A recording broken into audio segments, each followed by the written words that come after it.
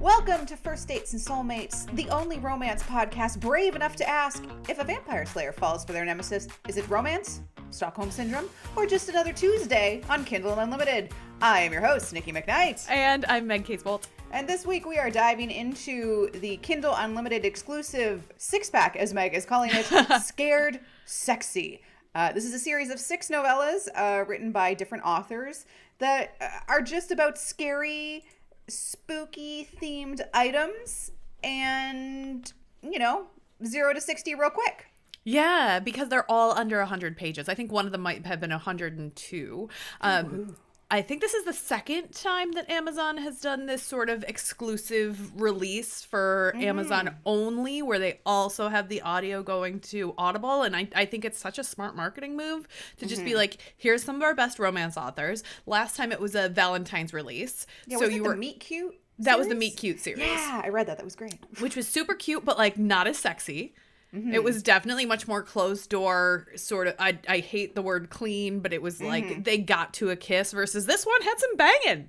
It was a banging series. There was so much banging. There was banging in a variety of locations, situations, and positions, which really, variety being the spice of life. I feel like 2 thumbs way up, folks. But I guess that's the difference between a Meet Cute series and a series that has the word sex in the title. Yeah, like, very true. If they had just been like, I'm just going to kiss this vampire, I'd be like, okay, but that's not how paranormal works. Very, very true. Fantastic. I'm just going to do a super quick summary of each of the books in there, and then we shall dive into our discussion. So book 1, called Hot for Slayer, Hazelwood. A vampire slayer loses his memories, and the only person that can help him is the vampire he's been chasing after for several hundred years. Ta-da! Book 2 was Falling by Christina Lauren, where a woman goes to a party and meets this darkly seductive man. Turns out he's like immortal and can't mind control her, and he becomes fascinated. Also intriguing. Book 3, Spicy Little Curses by J.T. Geisinger. A reporter goes to a tattoo shop in the French Quarter, New Orleans, to meet Dax Rousseau, and eldritch horrors and family curses that threaten her life because of bad shit that family did a couple generations ago rears its ugly head, and they have to find a solution. Space Vampire by Ruby Dixon. A human pet on board an alien space station wakes up to find that the space station has been abandoned, and that's because in the lab the aliens cooked up a kind of vampiric human who is on the loose within the space station, and they must band together to survive. Then we have Beautiful Nightmare by Katie Robert. A really awkward sleep paralysis demon kind of ends up becoming friends and more with the human she's supposed to be scaring. And finally, My Boyfriends Are All Monsters by Kimberly Lemming, where a woman throws a coin into a well after she's been ditched on a mountain by this asshole that she's kind of involved with, and every impossibly hot man in town starts competing for her attention. It turns out it might be a mysterious creature behind the face of all of these people. And that is our Scared 66 pack. You did a really great job with those summaries. Thank you. I was trying to be succinct, which is something I'm not known for. Okay, so I want to start off by asking Meg, which one of these 6 hooked you instantly? That was like oh my God, okay, I love this one. The New Orleans one, Spicy Little Curses. Oh yeah, the Dax Rousseau. I love anything set in New Orleans. I just like the Frenchness. Exactly, like the French Quarter, the darkness, the sort of like the cursed, she's there, she's a journalist, she is skeptical, like journalists are meant to be. She's there and she's like, I don't expect anything to really happen. I think this is all kind of horseshit, basically. And then she walks into his tattoo shop and instantly everything changes. So I loved the setting. I loved the setup. I loved the way that they interacted with each other and sort of had that fated mates tension without it being like over the top, like I must protect her immediately, like he's trying to push her away. I just loved all of that one. I think that may have been the longest one of the bunch. I think that by was the 2 extra one. pages. I think that was the only one that pushed over 100 pages in Kindle pages. So probably in a written book, it would be like 70 pages. But those Kindle normalized pages is what I'm counting by. I think that was my personal favorite that instantly hooked me. What about you, Nikki? What was like the one that grabbed you? And it was Hot for Slayer. Allie Hazelwood, far and away, was my favorite out of the series. There's just something, I think about enemies to lovers that I just like, and all of the tension, but I also just loved how she wrote their various meetings through time, and it always involves somebody leaning against a wall in a dark, shadowy alley, and then the other person having to come up with a ruse, usually Ethelris, aka Ethel, to her modern day counterparts, to be like, oh shit, yeah, we're in an alley. Oh look, reporter, and just like gets out of it. I just really liked that. Thwarted, and they're angry about it, but also not really angry about it. It's kind of a cat and mouse game. But they also like have to be wearing dark clothes because they keep stabbing each other and then healing. Yes. The last time I saw him, it was the crash the Berlin Wall, and then I was singing and I had to pretend I was engaged to him, and like all of the different ways she had to get out of it. I love.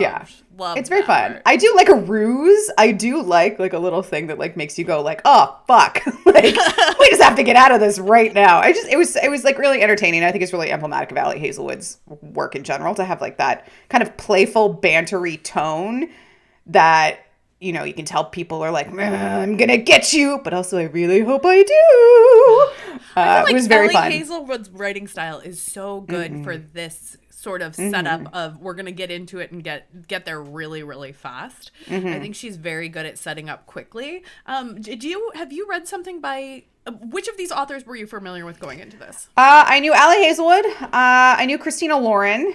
I heard of Ruby Dixon just because you and Drea like to talk about Ice Planet Barbarians, which I hadn't read. And then, okay, quick sidebar. I read it and like it was fine. Not exactly to my taste in terms of style, but I liked it. I thought it was funny. But because I read Space Vampire by Ruby Dixon, the Ice Planet Barbarian series started getting recommended to me on my Kindle. It was like, you should also read this. You should also read this. I'm like, I don't really want to read this. Like it just doesn't seem like something I'd be interested in. So I was like, you know what? I feel like I just need to cross this off my list. I read the first 12 books in the series. And here's the thing. Here's the thing, though. Hold on. You were like, let me sigh and say, I only read the first 12 books under duress. But here's the thing. The first 12 books, Nikki. I didn't really like them. They were not my taste. Yet you but here's the thing. Reading. No, here's the thing. I wouldn't say, like, the first 2 books I'll say I read, like, fully through in the Ice Planet Barbarian series. And not to my taste. They made me angry. But I was like, I just need to see, because I know how long this series is, how prolific it is. I just need to see what the setup and resolution is in each book. So then for like the next 8 to 10 books, I'd say I read each of them in about 25 minutes because I just wanted to see like, what's the setup, what's the turning point, and how the fuck does she end this? So now I can say I've read the first 12 books in Ice Planet Barbarians because of this series. I can't believe you like pretty much accidentally read 12 books. No, I haven't read that many of them. I have read the first 2 or 3, and then I was like, this isn't for me.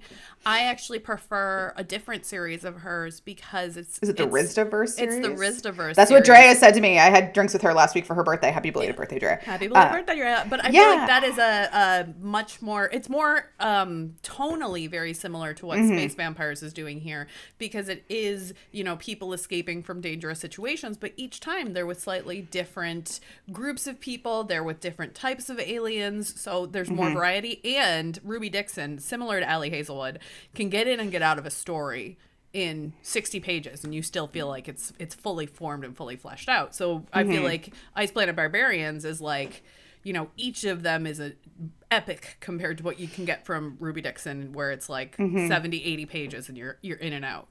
Yeah, which I think I'd love to talk about just like the novella structure. So we have talked about a couple of novellas on this show. Wait, before we go there, have you done any Katie Robert or Kimberly Lemming? I had never heard of any of the other authors. You'd never heard of them? Never heard of them. Never read anything, never had heard of them. I have done all of them except for Kimberly Lemming. So I was familiar with all of them. I understood why they were selected because there was a really wide variety of very popular authors in here. And once I looked at Kimberly Lemming's back catalog of like, I think it's called like, I yeeted a love potion at a werewolf is like the name of her, or something like that is the name of her most popular book. So we sort of get the vibe of what she's going for there.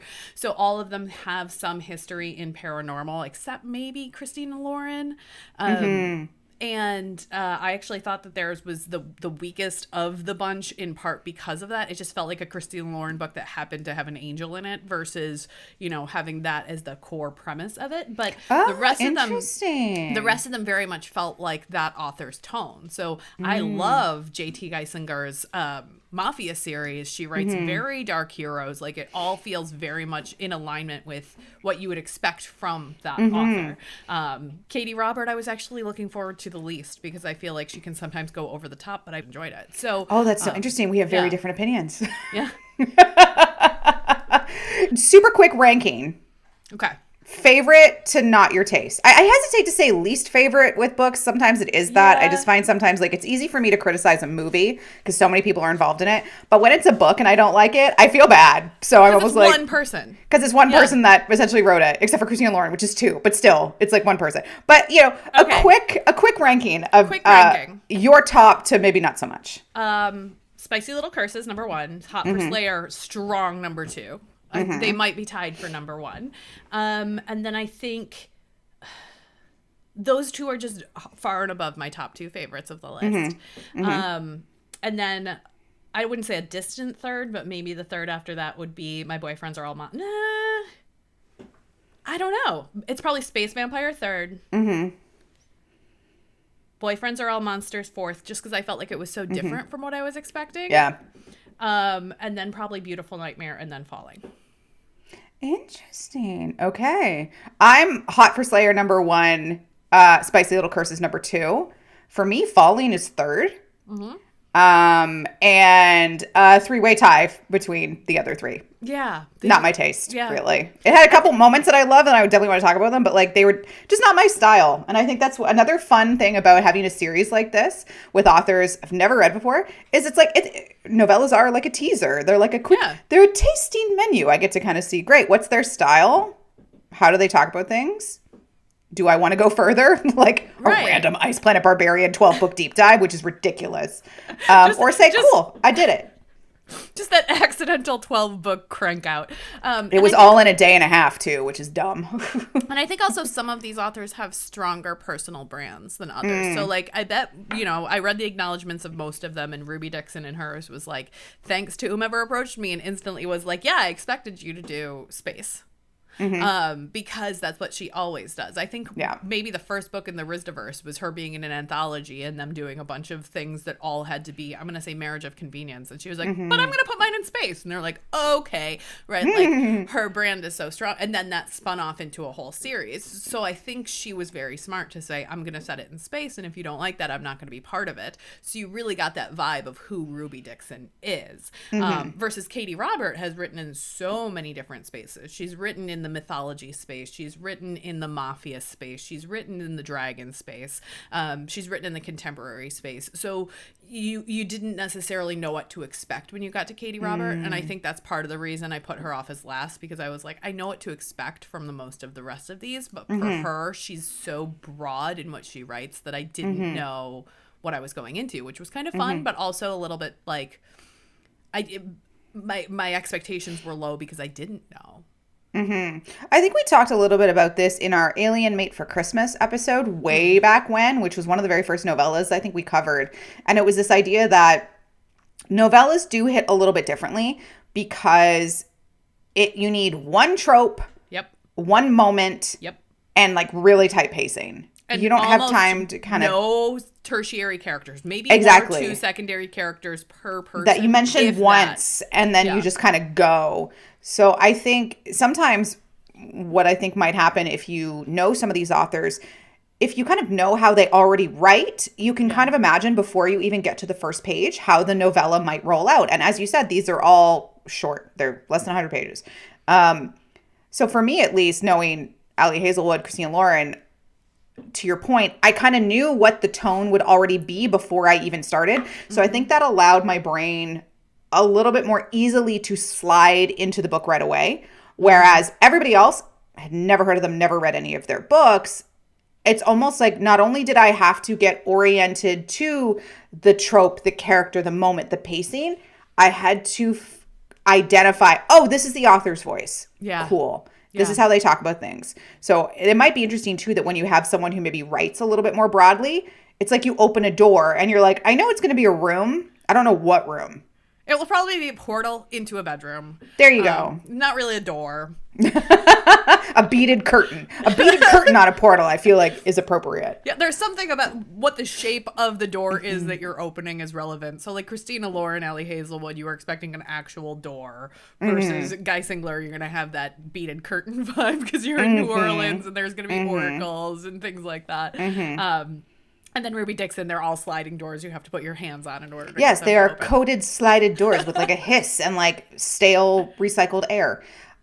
With novellas, generally speaking, like what would make you reach for a novella versus a full length book? Like for me, I'm like, oh, quick burn versus like emotional edging in a way.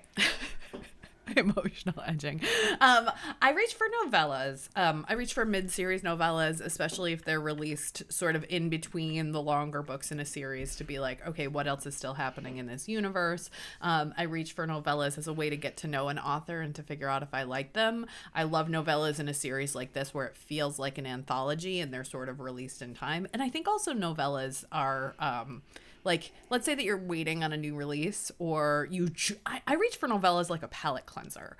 Like, I'm in the middle of Talbot Bauer's new 800-page book, literally 800 pages, and it is emotionally scarring me. And I had to put it down at 60% because I was like, no, but I just want them to be happy for a week in my mind before we go back into the emotional just destruction that is pulling me apart. Let me read a novella because I know that I can sit and read it in an hour and be satisfied with a happy ending in an hour. Maybe not satisfied, but like I know that it's not going to drag on. I read a lot of novellas when I'm in revision on my books because I feel like I have to be so deep in my book that I can't always carry an external story for days and days and days and remember what all those characters are. Versus novellas, it's like 2 to 4 characters I have to remember through the whole thing. Yeah. And that's really satisfying. What about you? When do you reach for a novella? Pretty similar. I think it's series spin-offs of a character that their story isn't big enough to need a full-length story in the series. A few weeks ago, I talked about Amy Nicole Walker's Savannah series, and she did that 3 or 4 times in that series. Like, oh, you know that reporter friend of so-and-so? Here's a novella for them. Oh, you know the police chief in that city? Here's a novella for them. So I like that because it feels satisfying that a character I've met, I get to close that loop in my head and in the story that they do get their own happy ending.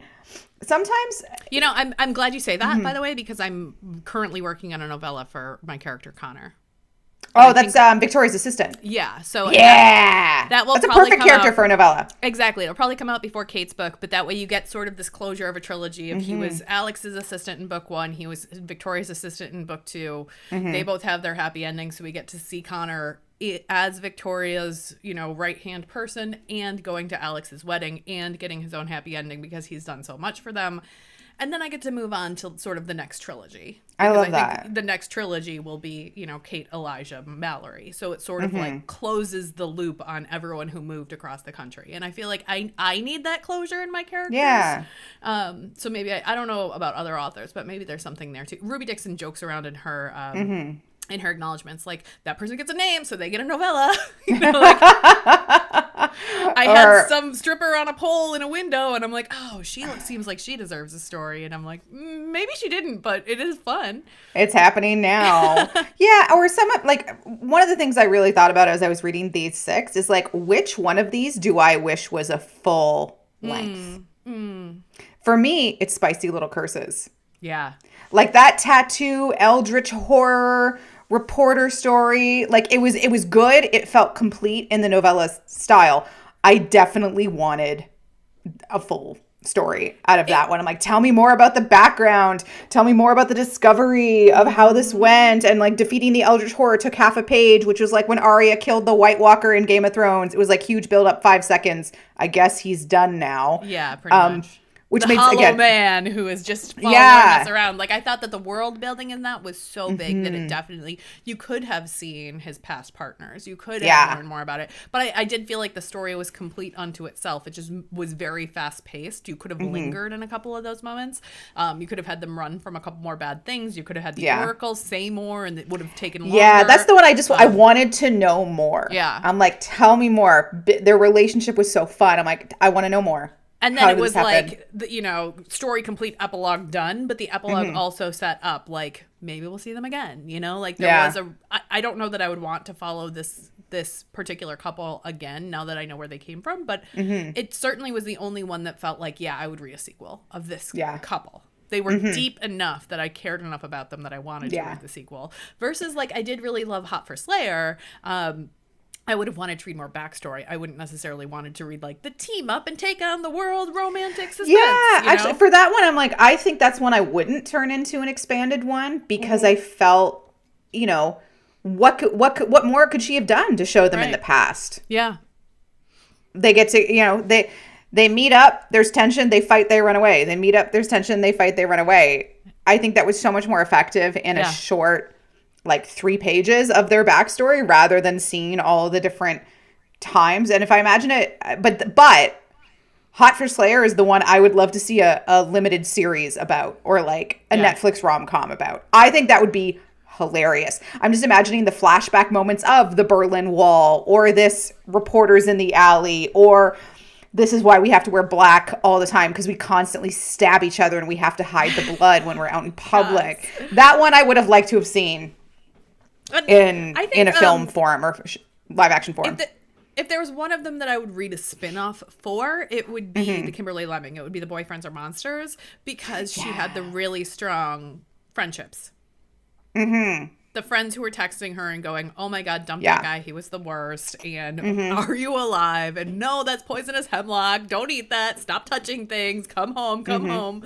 And they sort of set up that there could be a spinoff of, your friends are going to come visit, and then maybe the god will create boyfriends for them to sort of vibe. But of all of them, that was the only one that I could see a potential, secondary character that was not on the page, but was, texting from a distance and therefore could come try to rescue her. I do think that another thing that's really interesting about most of these is that the setup was, here's a character that I am going to introduce that gets, and here's like one more person.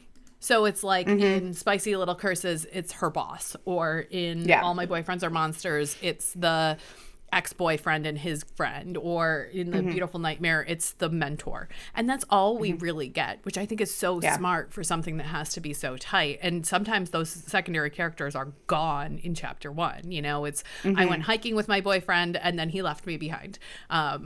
Literally, he's gone off the page now. We don't have to see him again. We don't have to see him again. Maybe the god will pretend to smite him.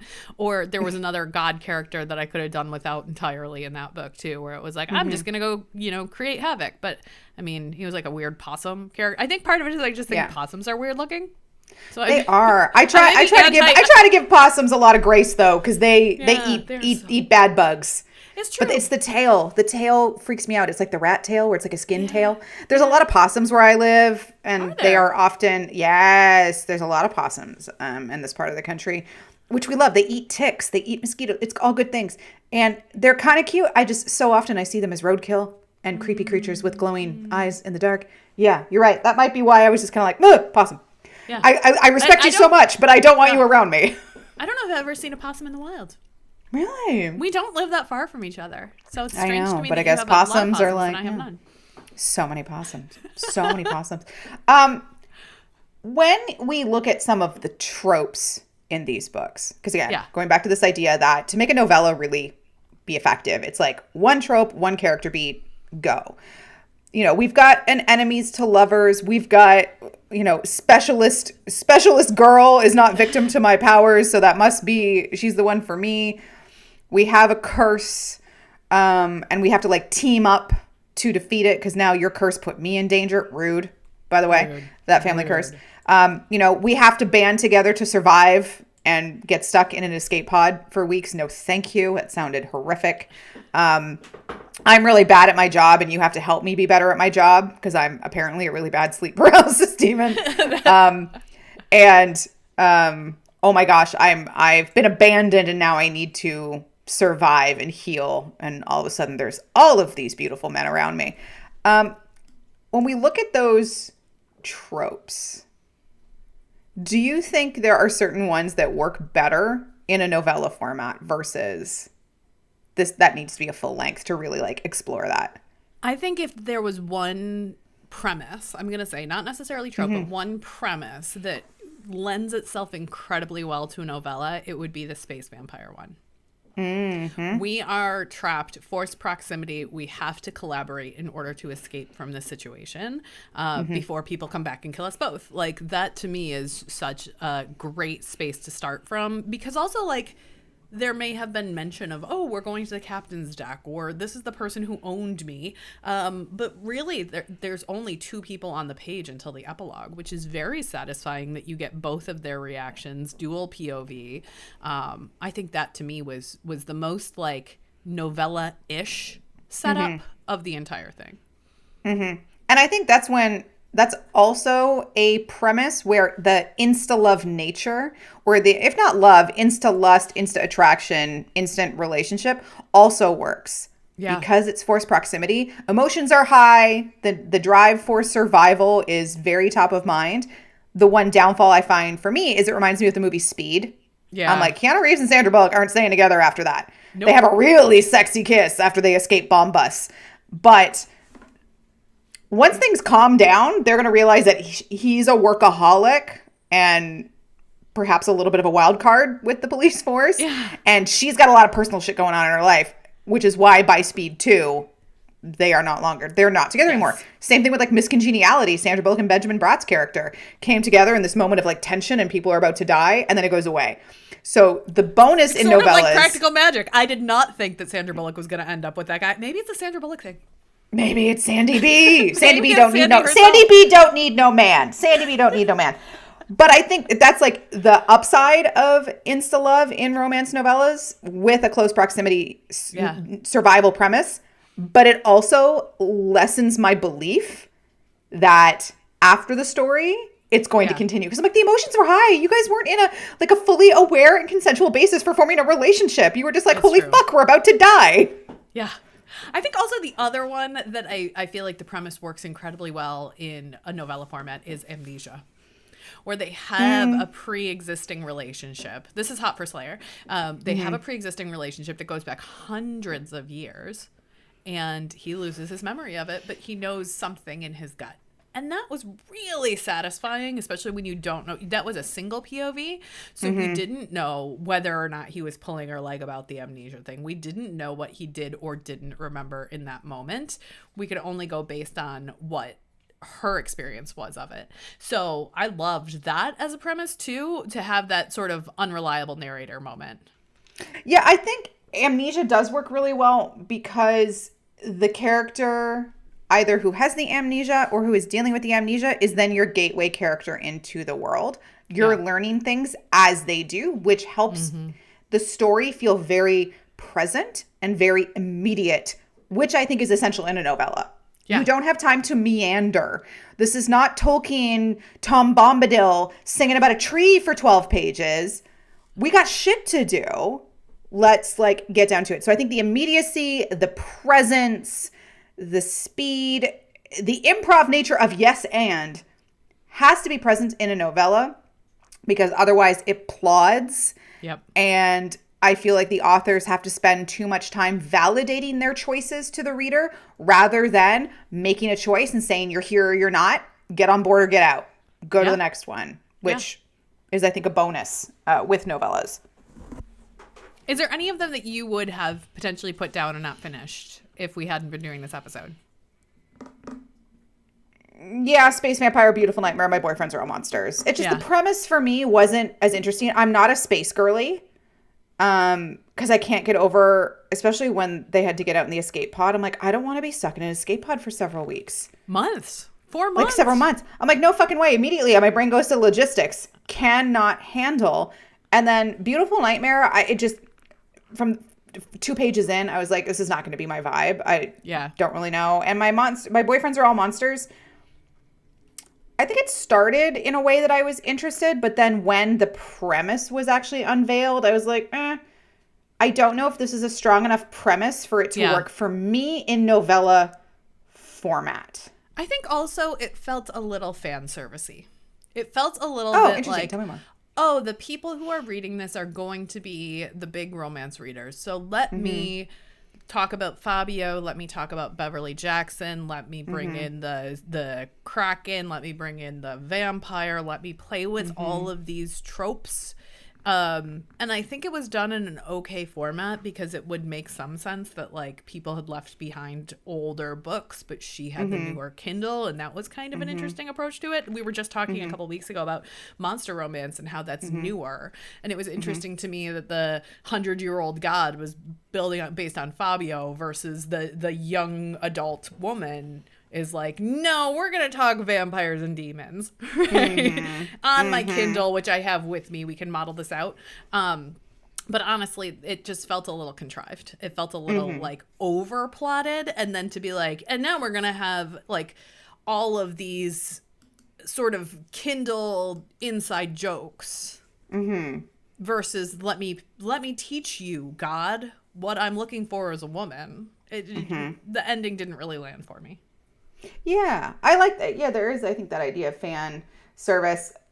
I don't think I could be a writer just in general. I'm not going to write a book. I can write fanfic, and even then I would not. Award-winning fanfic, ma'am. Thank you. Yes, when I was in my early 20s, award-winning best comedy at Anime North for an X1999 fanfic. But I think my challenge, as I was joking earlier, I am not a succinct person. My brain is conceptual in nature. I feel like I have to explain everything that's going on. So I would say I would be an exposition queen in terms of an author type. And you really cannot do exposition in novellas. It always makes me think of even, talking about Hot for Slayer, first season of Buffy the Vampire Slayer, first couple episodes, Joss Whedon is notorious for world dumping exposition. Yeah. I need to explain to you, back before the dawn of time, there was man, and man became, and like, okay, can we jump ahead a little bit? There's an alien, or even in the Pacific Rim movie, actually the first one that Guillermo del Toro did. It was fascinating to me because the movie starts with the opening screen just starts with definition: Jaeger, robot, something monster, kaiju is monster. And I was like, oh, fantastic. We're just going to get fucking right into this. Like, they're just saying, these are the concepts, get on board, let's go. But then they jump back in time to do this whole, like, back in the day, this started, and then, like, Charlie Hunnam's character has to, like, get in the Jaeger with his brother dies, and then we jump to present time 15 minutes later. It's like, no, you had set it up so perfectly that if you had just said, kaiju, monster, Jaeger, robot, go, I'd be like, fuck yeah. Yeah. I am totally bought in. No exposition needed. I actually thought I could not write any of these. Ellie Hazelwood's book this time did excellent with this, where it was like they start in media res. They're in the middle of this, like, she's being chased. She's stabbing him in the leg. He's stabbing her in the gut. They're like going, like all the daggers are flying, and then they have to pause. And then you go back into some of the history, and then you're back, and I feel like the flashback sequences were so good. But I also remember when you and I, almost exactly a year ago, we read Bride, and I was like, I loved that this started in media res with the wedding, and then the like mine, which we as romance readers are like, oh, fated mate. And that was maybe the prologue, maybe chapter 1, but whatever that next chapter was, I was like, wow, this is all exposition, and I hate it. Like, I almost put the book down. I think I did put the book down the first time I read it. You reread it when we came back to the episode. You're like, oh, now I get it. Because I think you said the first time you were doing it as an audiobook. Yeah. So some of the main male character's thoughts as the chapter openers didn't quite connect until you saw it on a page. And you're like, it was now just, I like, get what they're going. It just like slammed all the exposition down, and I was like, I don't care about this. I want to get back to there. And you don't have the opportunity to give that exposition and slower pacing. A novella has to be just moving all the time. Even with Spicy Little Curses, which was both of our, well, it was my favorite. It was both of our top my number 2. Yeah. There were moments where I was like, don't need to know the backstory of his ex-girlfriend. Don't need to, like, let's just get the party started. You know? I like it because it's a place to go. You may be wondering how I got here. My name is Dax Rousseau, and I'm a tattoo artist living in New Orleans. And guess what? My family's cursed. My girlfriend's dead. The women in my family, all dead. And that brings us to now. Ding, ding. Reporter enters my tattoo shop. Like, I'm there for it. Let's do it. Let's just go. I do like it. If we look at the different, I'll say, types of sexy and types of scary, what do you think is sexier? Like, I'm thinking, is it paranormal? Is it gothic styled? Is it like absurd, futuristic, scary things? Like, which do you think hits that vibe of like fearful horror, but also sexy desire things? I'm just gonna say New Orleans Quarter, like that gothic sort of like cursed vibe. I feel like just hit it for me right away. Versus, and I think the setting in that case does so much of the work. If she had that same story and put it in Salt Lake City, it would not have been the same story. Versus if you'd taken Hot for Slayer and put it in Salt Lake City and she was just hiding out and he went and found her there, it would have been slightly different because maybe he wouldn't have been able to live across the street, but it wouldn't have been that different of a story if it was in Topeka or Chicago or anywhere else. I'm just sort of picking random American cities for all of these, except, Spicy Little Curses, Space Vampire, and Beautiful Nightmare didn't have a location. It was just going back and forth from the demon realm to place.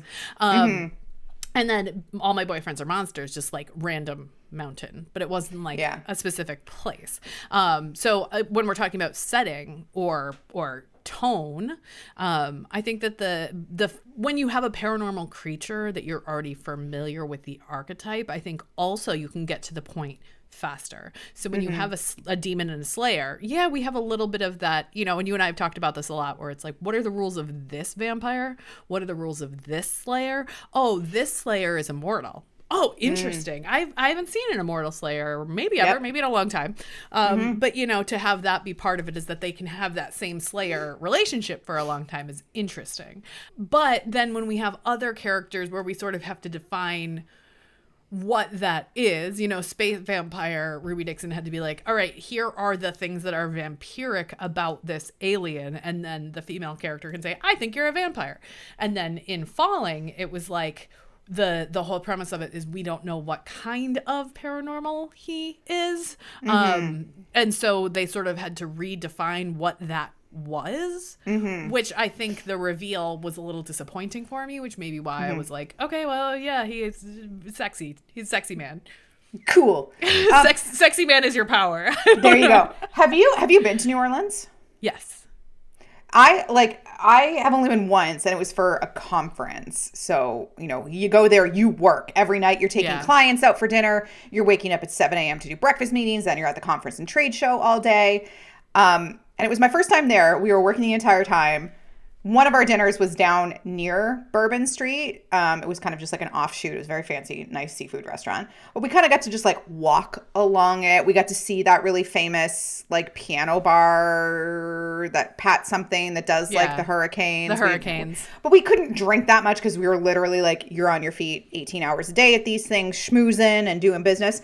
But I was so upset because we literally had no time to do touristy things. And I'm like, this is my first fucking time in New Orleans. I want to see shit. Well, this conference, which routinely is like 80 to 100,000 people for this conference. So there's only like 3 places in the States they can go to now. And it's like Anaheim, Orlando. I don't even think they fit in New Orleans anymore. Probably not. But like we were at that conference center, but they always do a 5K race run as a part of the programming. And I was with my brother because we were both working for our family company at the time. And I was like, hey, the 5K route goes through the French Quarter and like around the river or whatever. I'm like, do you want to do the 5K? He's like, sure.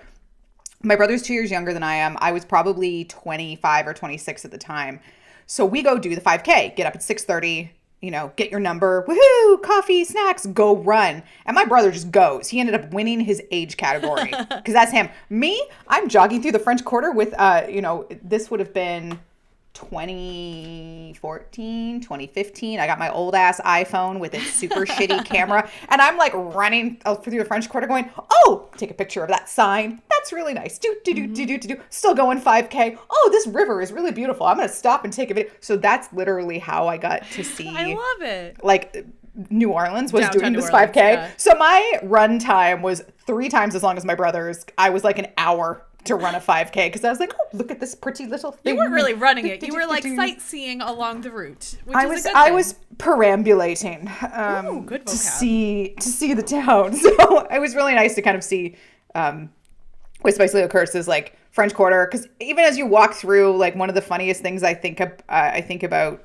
the French Quarter in New Orleans in general is that legally, if you're trying to sell a house, you have to say whether or not it's haunted. Yes. So I'm running through the French Quarter and all these signs I see are like, for sale, 2-bedroom, not haunted. And I said, excuse me? And I asked someone, but they're like, no, like legally they have to say whether or not the house is haunted. And you know so what, you're Kelsey? right.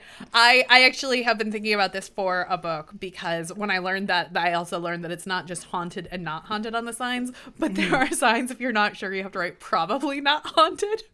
Probably. I don't know. I've had a couple different exorcists come in. I had a voodoo priest come in. Probably not. It's probably fine. If they're here, I'm sure they're super chill ghosts. Yeah. Like no poltergeists here.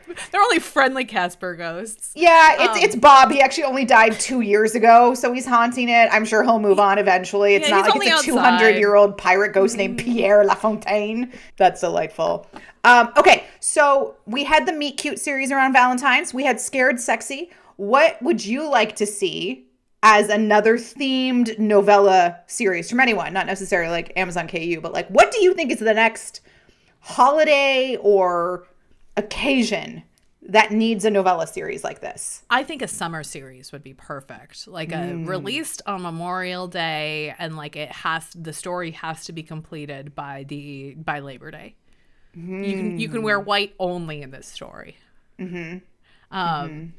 No, I think that's sort of the next thing that I would see if I were in the marketing department for Kindle Exclusives. Because I know that there are a lot of other of these anthologies. You know, we talked last year about Christmas Falls and how that was a Christmas. It's basically they weren't novellas, but they were all within that shared universe, and that was one way to do it as well. What about you? What theme would you want to see? I think I would go so super niche. I would say Spring Break, because the characters would be way too old for Spring Break. So it's like Spring Break is happening around them. How does that create drama for them? Or I would want to say something like a 4th of July Canada Day thing. Like instead of a season, I would want to pick like a very specific weird time of year, like Labor Day, back to school. Like I want to see something super niche that does not make sense at all as a choice and is kind of awkward. That could be funny to me.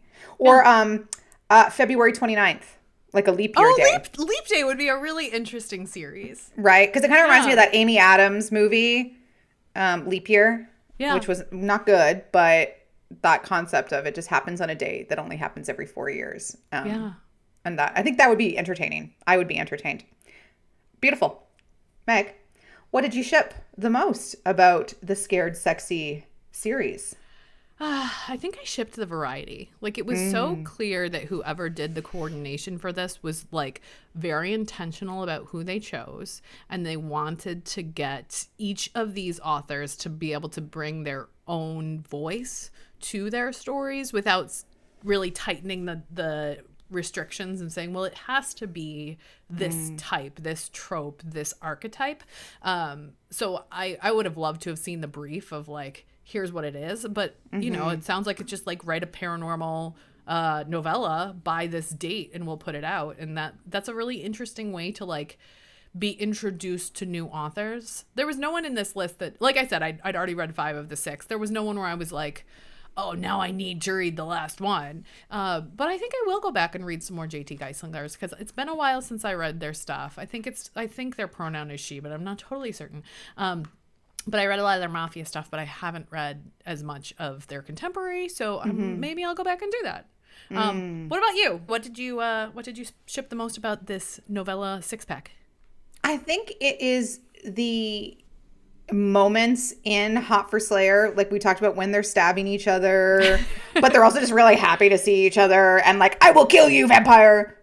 But honestly, how are you doing? Are you having a good day? I'll see you soon. Bye. Like, I like that. If I'm gonna read enemies to lovers, I want it to be clear in that there is like underneath that. What I don't like in enemies to lovers when it's all of a sudden the character who's like, they're either it's one of them or both of them, they're huge assholes to each other, and then it changes on a dime. Yeah. And you're like, where did this come from? Like, it can't just come from sexual tension, because then I do not believe it. Yeah, it worked really well that she was like kidnapped by someone else and she was about to die, and she was like, well, if I was gonna die, I wish it had been him killing me. And then he shows up, you know, like that sort of vibe. Yeah. Yeah, so like that for me was my favorite. I just like repartee banter. It's not as weird as like the equivalent of them pulling each other's pigtails. It's very much like, we are diametrically opposed in so many ways, but also you're super hot, and also you're the most constant thing in my life for the last couple hundred years. So I kind of respect it, but also, stabby, stabby, stabby. I'm so sorry. I'll see you next time. Bye. Like, see you in another decade. It. Yeah, I loved it. That was great. Amazing. Well, that was our tiptoe through the Scared Sexy Amazon series. It is available on Kindle Unlimited, so be sure to check it out and check out these other authors. See if it sparks for you a random 12-book read of their other catalog. Go with God and have fun. Before we get into the question of what we are shipping this week, a gentle reminder, head on over to Substack, Apple Podcasts, or Spotify. Subscribe, follow, and if you're on the podcast platforms, leave us a review. We greatly appreciate it. I like words of affirmation. And I think at this time of year, you know, we all just want to hear you're doing a good job. And don't worry, the holidays are coming up soon. And I'm sure you'll have so much more free time when the holidays come around that you will get to sleep more. I believe it for you. I really don't. Delightful. Meg, what is it that you are shipping this week? All right, so in not last week's episode, but the previous one, I suggested an Instagram account that is all monster romance, the Monster Lovers Book Club, and one of the ones that I saw recommended on there is a book called Breathless by Cat Wynn, and the cover of it is somebody who is literally being suffocated underwater, and I was like, oh god, this terrifies me, I need to read it, especially because the recommendation from Poppy on Instagram was like, this is a person who has panic attacks, and I really wanted to see how that would work, that somebody who has panic attacks would also be consenting to like asphyxiation. It definitely made my brain open up and go, I am curious about this, and I will say that it is my first and maybe my last. I don't want to rule it out, but at least my very first fish monster smut. I was literally just saying, I Googled it to see how to spell the author's name, and Google Books just says Breathless, a fish monster romance. And I went, okay, is this where Guillermo del Toro got Shape of Water inspo, or was she inspired by Shape of Water? Actually, she might have been, because her book came out in 2024. Unknown. Sexy fish. Yeah. Sexy fish. I didn't know fish could be sexy. But I think it comes back to what we talked about in that episode, which is like beauty is in the eye of the beholder. And she like described the other person, and was, you know, the protagonist was like, he's actually really sexy. And I was like, I'm glad you think so, babe. Because he sounds really weird looking, but it was just a cute little romp, and it took a strange turn that I wasn't expecting at the end of it. And so yeah, Breathless by Cat Wynn. I will say the cover is quite beautiful as I look it up. Like, I think the cover art looks great. Yeah. So Nikki, as somebody who will read a 12-book series under duress, what are you shipping this week? So I just read Jacked, which is book 1 in the new series by KM Neuhold called Jimbos. It's just a bunch of Jim Himbos. And this was an interesting book to read. I love KM Neuhold, and it does have characters from her other books in it. It's the brother of a character from another series that is one of the main characters in this series. So the characters, one of them is just moving to this town because he's about to start working at a gym there. The gym is called Sweat. and he gets a roommate, which is our second main character. So he moves in, and it's his brother that is from the previous series. And what neither of them realize is that they're moving into the gay district of town, because like the area is nicknamed Boys Town, which they don't get because they're just such himbos. But they're both super jacked, and they're like, oh, and they're staring at the other guys, going like, yeah, there's a lot of dudes around. Like, yeah, this really is a sausage fest. Cool. I really like how jacked that guy is. Like, they're just so interested in getting muscles and whatever. And all of the other coworkers of AJ, the trainer who works at Sweat, when he's being given his tour of the gym, he's noticing that it's all dudes. And the guy giving him the tour is like, oh, and the owner doesn't like it when we fuck in the showers. So if you do fuck in the showers, just make sure you clean up, because nobody wants to slip on a condom. And he's just like, why would people be fucking in the showers at a gym? That's weird, bro. Just totally oblivious. Yeah. It's a gay gym. And then the other character, moving to town for corporate, and AJ's his roommate, and he's kind of like, oh yeah, like I'm just like really weirdly obsessed with my roommate's nipple. It just keeps like falling out of his tank top because he's got these big man titties, is how he describes them. So it is a double bi awakening, which makes me laugh ever since we had Emmy Wardell on the show, and he was just like, what is this? But it's fun. Like, the tone is just ridiculous. Like, if you read, what was that Himbo assassin book that Saxon James wrote? Oh, you definitely shipped that one. Yeah, Himbo Hitman. Yeah. Similar vibes in terms of tone and how they talk, but these are two very obsessed dudes with like working out, and then slowly, obviously one of them's like, they start jerking off together because it's not gay, bro. We're just edging. They start watching edging videos online where it's like literally like a sex worker, a cam boy, whatever, has like an edging timer, and the idea is like, can you last longer than him on the video? And so the two of them turn it into a competition. Like, yeah, dude, it's no homo. They say no homo multiple times through the book. Oh my God. No homo. We're just like, who can beat it? It's a competition, right? It's super manly. So it was pretty ridiculous. Some scenes I was like, really? This is a little weird. But it was like cute. I'm not going to spoil anything. It's a romance. When they realize, like the whole scene where they kind of realize like, oh no, I'm actually like really attracted to you and I kind of want to be with you. That happens in front of their friends. I'm like, it's a great scene. So if you like silly, sexy himbos, I would definitely check out Jacked by KM Neuhold. Yeah, and this reminds me, you also shipped 10 Ways to Accidentally Fall in Love by Emmy Sanders. This has a very similar vibe of like they meet at the gym and one of them's a himbo and doesn't realize the other one is gay. But I don't know, is there like a rise of himbos in romance lately? I don't know if I'd call it a rise. But there's a trend in the MM space of himbo awakenings, himbo queer awakenings that they like, didn't realize. Yeah, I would say I've read quite a few of them. Which is fun. Like the way that she describes it, like in the thing, it's a low angst, double bi awakening, idiots to lovers with a pair of meathead roommates stumbling their way through falling in love with each other without even realizing it. Lots of wholesome masculinity, an only one sleeping bag moment, and bro as a term of endearment. I did love that. One of them calls the other one babe, and he's like, are we really going to use babe? Like, that's weird. Like, that's the name you want to call him? And he goes, no, actually, I think I just want to keep calling you bro, and that'll be like our term of endearment. He goes, yeah, I like that. So they just keep calling each other bro. Yeah. I'm like, I like it. It's pretty funny. As somebody who has an 8 and 10-year-old boy, bro is in my house all the time. So it is not a term of endearment here. I mean, it kind of is between them, though. It's also a term of like, what are you talking about? Bruh. I hear all the time. Bruh. Yeah. It's shades of junior high, elementary school for me. Whoa. All right. Well, that is everything for this week. A few gentle reminders on how you can support the show. Head on over to social media. We are at First Dates and Soulmates on TikTok, Instagram, and the YouTubes. Make sure to subscribe, rate, and review on Substack, Apple Podcasts, and Spotify, or wherever you get your podcasts from. And if you've got a little bit of cash money to send our way, you can check out our merch. It's listed in the show notes from TeePublic.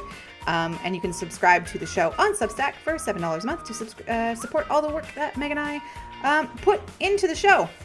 We got some more stuff coming up for you next week, but the big question I want to leave you with this week is, what happens if your worst nightmare also has a really sexy jawline? We'll see you next time. Bye!